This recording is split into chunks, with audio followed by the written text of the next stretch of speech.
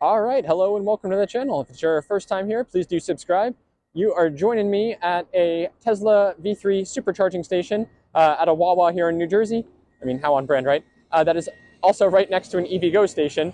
But interestingly enough, this is not one of the stations that allows for NACS vehicles to charge, including the Ford vehicles that just got supercharger access via the adapter. So I want to talk a little bit about that. What makes this one unique and why it might be the case that we don't have it. And also just bring you up to speed with all of the stuff that's happening in the world of EV charging right now, because there's a whole lot happening. A ton happened just yesterday, and there's a lot to kind of unpack and figure out. So come along with me and let's drive.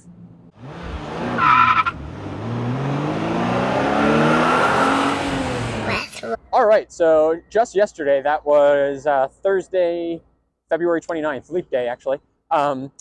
We finally got the first big step in supercharging access to non-Tesla vehicles. Ford got access, Tesla opened it up for them at a tremendous number of chargers around the country, and opened up their website for ordering adapters and started getting some test units out to reviewers. Unfortunately, I didn't get one, not big enough channel yet, but hey, you can help me with that. Make sure you subscribe. But just really awesome to see, super seamless experience, and effectively now, like, Tesla supercharging networks are open for NACS vehicles, and a lot more stuff is going to be happening very rapidly. All right, let me get out of the noise here from all these trucks going by and talk a little bit more about this. All right, so basically Ford was the first auto manufacturer to announce a partnership with Tesla to get access to the supercharging networks. And for anyone who doesn't have an EV yet, especially a non-Tesla one, this is huge news because charging for non-Tesla vehicles in the US has been definitely a mixed bag. There have been a lot of challenges with it. I personally had a really good experience with our Rivian so far. I mean, it's only been a few months and everything, but we've driven 5,000 miles. We've road tripped quite a few times, and we've used Electrify America, EVGo, Evolve NY, a whole bunch of different charging networks, and we've been totally fine.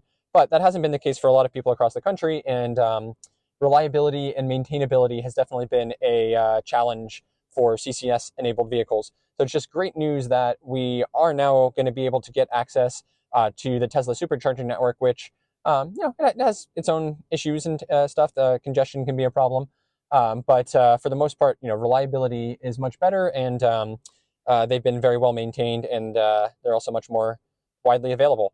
So this is great. So basically, yesterday, Ford officially launched this. You can now access the superchargers in a whole lot of different locations. Tesla's got a map where you can filter out the NACS-enabled ones on their site. This is in addition to the Magic Dock-enabled ones. Seems like there's a large overlap. Like pretty much all of the Magic Dock-enabled ones seem like they support NACS, but you do want to check and make sure first. And I'm not seeing like the 15,000 chargers that they said would be coming on yet, but things are changing very rapidly. Like I am seeing some sites getting marked a little bit after. It seems like Tesla needs to push like at least some sort of software update to the chargers themselves to make them enabled for this.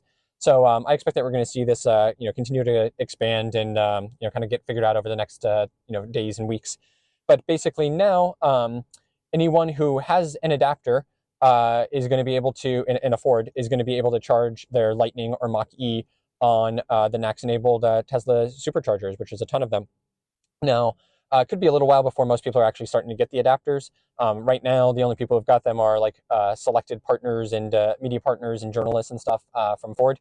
But if you're a Ford vehicle owner, you can actually go on their site now and request your adapter, and it seems like they're going to be shipping relatively soon. A bunch of other manufacturers are listed by Tesla as coming in the spring. That includes GM, Rivian, Polestar, and Volvo. And Rivian is actually the only company, as far as I'm aware, that has provided their own announcement. Yesterday on social media, they posted that they are going to be allowing access and starting to ship out adapters in March, which that's great. That's now. We've got like 30 days basically for that to happen. So as a Rivian owner, I am super excited for that and can't wait to find out exactly what's going to be involved in getting it and how long it's going to take and everything.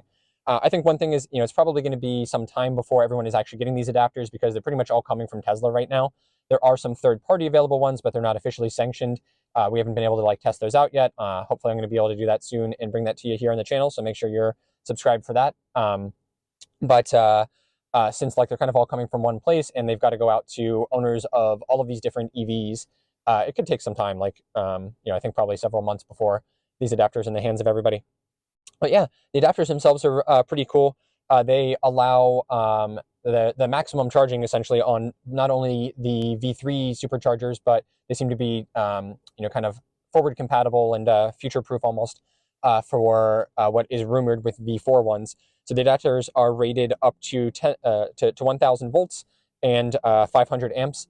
Nominal, I believe, is 300 amps, but it's going to be fine. They have temperature sensors in them, so they're going to be safe. But make sure they are adapters. They do have a lifespan. So if you've got one, make sure that it is not getting beat up, nothing's broken with it. You don't want dirt and dust and stuff in there because we're talking about a huge amount of current here and can be dangerous if it's not maintained well. But anyway, these are look like they're really well made. They've got like metal latches and everything, from what we've seen so far, and just looking awesome. The charging experience itself is also just really nice and seamless here. I think Ford deserves a lot of credit for figuring this out, as does Tesla for allowing it to work this way. But essentially, these vehicles are supporting plug-in charge via Ford Pass. So as long as you have your Ford Pass account set up, your credit card linked, all you have to do is just plug the handle in to the adapter and then into the vehicle. It'll authenticate and perform the handshake over the standard, and you'll be billed that way. So you don't have to worry about installing the Tesla app, although you can also do it that way. I'm going to be testing that out soon too. And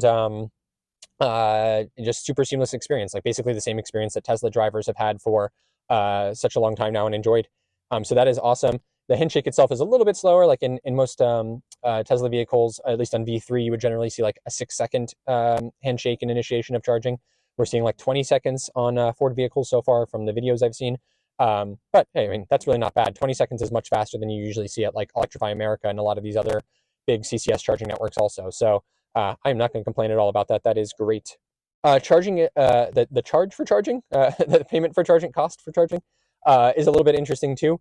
So there is a premium for non-Tesla owners right now. And generally, it's about 30% of an increase on top of the rates that Tesla drivers would have at superchargers.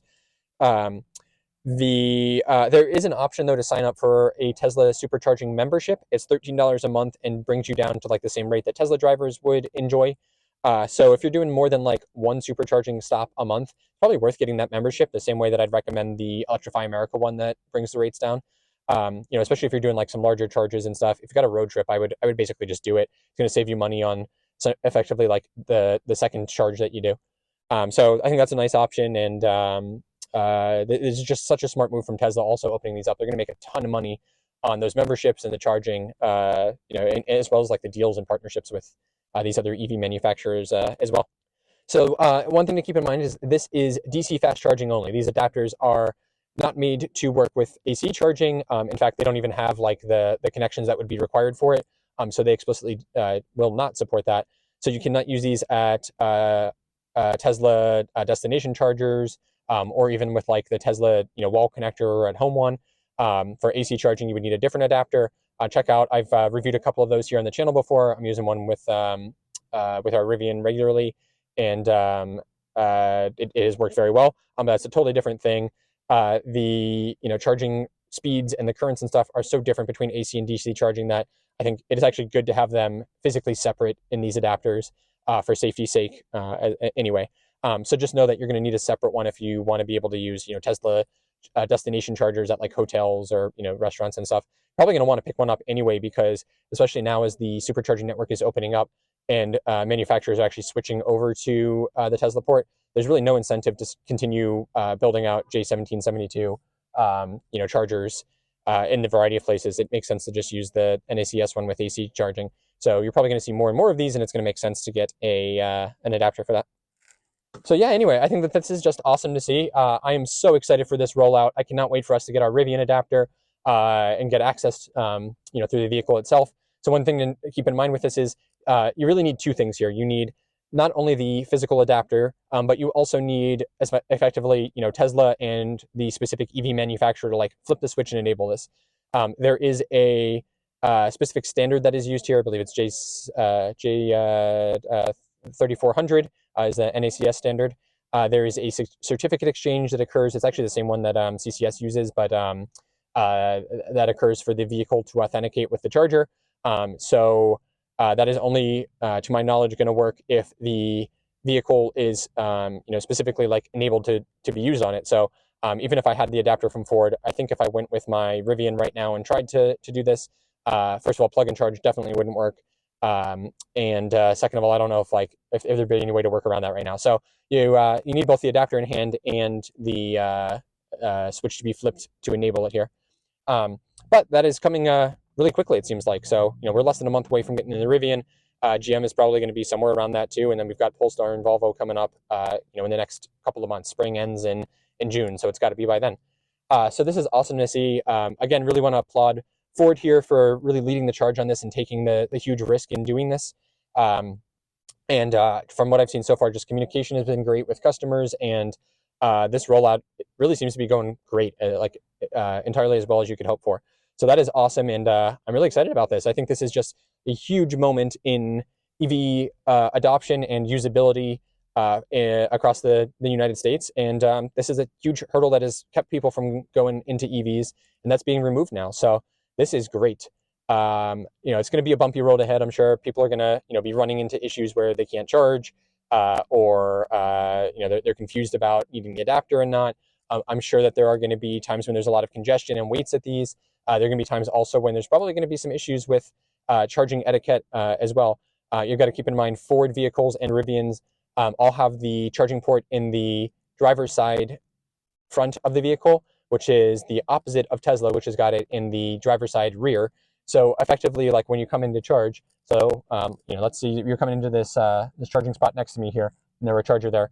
If I were in my Rivian, I would pull in forward, and the charge port would be effectively over on this side here, and would have to use this charger that I'm plugged into here in the Tesla, and so they'd be blocking an extra spot here. So that's all going to be have to get figured out. Tesla is installing chargers with longer cables that are going to help address that, but they're not here yet. And so at these V3 ones, it's going to be an issue, and hopefully people can work it out in a fair, equitable, good way without leading to fights and everything. But we will see. I'm sure we're going to see some reports of issues and challenges over time for sure. But anyway, I think overall just great moment, and I'm super excited for this. So let me know if you've got questions about this. We're learning so much more every minute, every hour right now, and there's a lot still to come here. So come along with me. Make sure you're subscribed so you don't miss any of it, and we'll see you out there on the road.